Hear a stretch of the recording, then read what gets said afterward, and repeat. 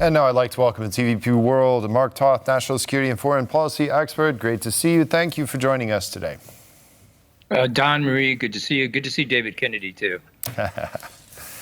Well, sir, we have President Biden making his first state visit to France right now, D-Day commemorations. I'm sure he's going to meet with President Zelensky. He's going to meet with President Macron. Actually, a few-day visit, a lot on the agenda. In terms of looking, though, this is the 80th D-Day anniversary, and the last president we saw at a big commemoration like this was for the 75th, and that was President Trump. Now, in terms of the two communications that we saw then and now, how do you think those are going to be different based on where we are today? Don, it's a great question, and it's a great question because I simply don't know. Clearly, what everyone here in the U.S. is talking about is the timing interview that Biden did. And he basically turned upside down what his administration has been saying all along about Ukraine's potential path into NATO and saying now that he doesn't support that. So your guess, frankly, is as good as mine as to how those two statements will contrast. I will say this, on a personal level, I was at D-Day on the 30th anniversary. I'm going to date myself, obviously, as a young child, and times have changed. Back then, Western Europe was united. It understood the threat that was posed by the Soviet Union and the Eastern Bloc. Today now, fast forward, and there are opportunities in front of us, Poland having led them, all the way back to when Poland broke away from the Soviet Union, as well as leading this fight against Putin in Ukraine. There's opportunities to be seized there, but it seems to me, from my perspective, that Biden has gone backwards. Well, I just wanted to follow up a little bit on that, because he says the peace in Ukraine doesn't mean NATO membership. So it doesn't necessarily suggest that he doesn't support Ukraine in NATO. It doesn't necessarily suggest a specific timeline.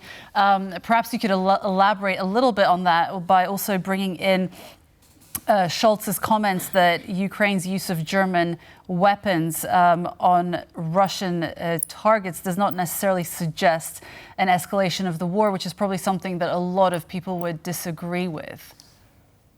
Yeah, Marie, you're right to bring up both points. I read the Time interview with Biden, and I read it again and again, trying to understand the wording. And he was a bit discombobulated in his comments. Initially, you can read it either way, that he doesn't support Ukraine at all, or he doesn't support Ukraine and NATO for some time, until after the war is over.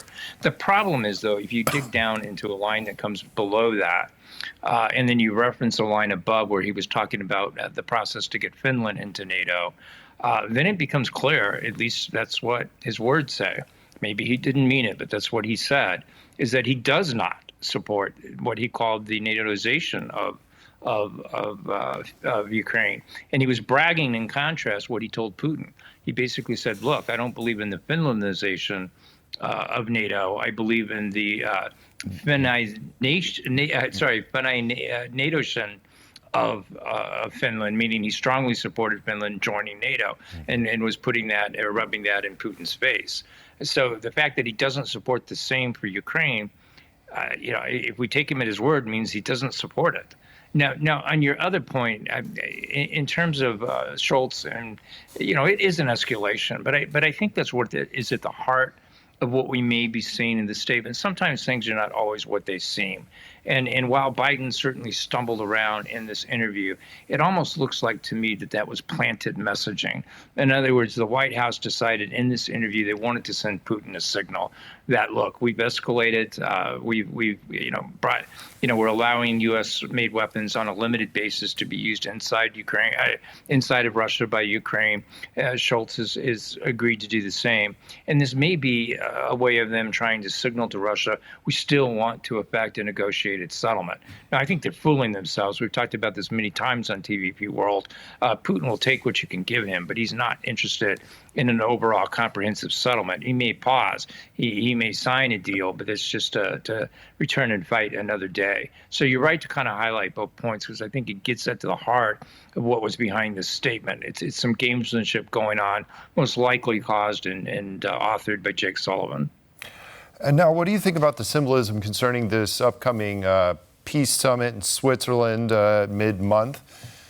U.S., of course, President Zelensky had invited President Biden. Biden, in turn, is sending Vice President Kamala Harris and Jake Sullivan, of all people.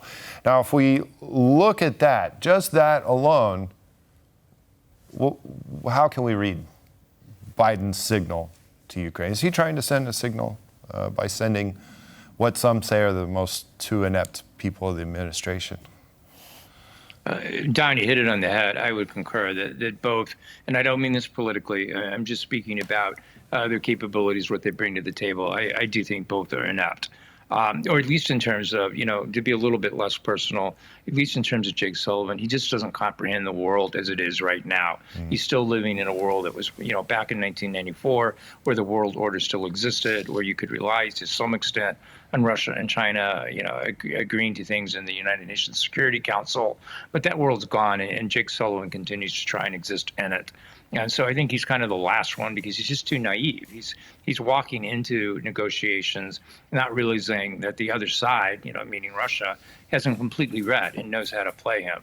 They know how to bring up the right pressure points, et cetera, escalations, fears of that, and he caves every time. And I think what we're seeing now is something similar. Now, in terms of Biden himself, yeah, the optics are terrible, right? If you are arguing on an overarching basis that peace should be explored in Ukraine, which is fine. It's a noble cause, right? It doesn't hurt to talk. You never know where it might take you. But that said, he's not going, and those are bad optics. Now, I kind of get it on a political level. We are in the midst of a presidential election cycle here. He probably likely feels that he's losing. We know that just based on his early indications that he would, signaling, if you will, that he would debate Trump. And so that, in my mind, is telling him he knows he's losing and he's got to stay focused on his campaign. Unfortunately, I think that's the wrong action for him to take. I think as president, he needs to be putting the war in Ukraine first. We have time for one more question. Very keen to hear your thoughts on this. Norway's top general says that NATO has about 2 to 3 years to prepare when it comes to battling Russia. What are your thoughts on that? I concur. Russia presents kind of two challenges at this point. They have shown from an industry standpoint, Marie, that they've been able to rebuild their army. But rebuilding, tanks, planes, et cetera, back to their pre-war levels is one thing. But turning that into a competent army, creating the NCOs, the people that kind of are the glue that hold the troops in the field together with the high command, that takes time. And John Sweet, Colonel John Sweet, my writing partner and I, has spent a lot of time trying to detail that first you take a soldier, you put him through basic training, you teach him how to be part of a squad. Then eventually he's part of a brigade, and then he's, suddenly part of, or at least in the U.S. we do this. Suddenly he's learning how to fight combined arms warfare that involves air, other assets, naval in some instances, space assets and the like. And that takes time. That's a 2 to 3 year process at a minimum. We have to spend a lot more time and focus a lot more resources on it, as does Poland. You're following suit with the way that we train our own soldiers. And so from that perspective, I think at a point in time from a conventional standpoint, when Russia can again pose a true kinetic threat to NATO, you're probably looking at that 2 to 3 year time frame. Okay. Mark Toth, national security and foreign policy expert and a regular contributor to TVP World, thank you very much for joining us this afternoon. Great. Always a pleasure, Don and Marie. Thank you. Thanks.